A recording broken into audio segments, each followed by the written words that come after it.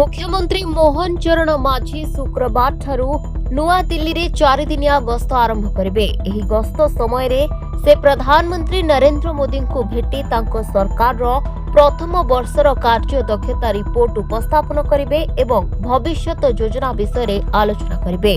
एही गस्तर मुख्य आकर्षण हेउछि मुख्यमंत्री माझींकर प्रधानमंत्रीଙ୍କ सह एकांत बैठक जेउथिरे से जून 12 तारिख रे ओडिशा सरकार रो प्रथम वार्षिकी उत्सव रे जोग देबा पई मोदी को औपचारिक भाव रे निमंत्रण करिवे।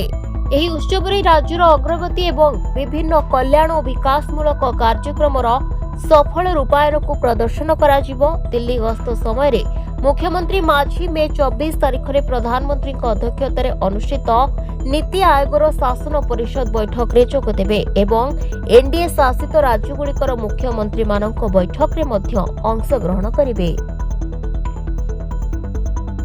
Bureau report Dinalipi live.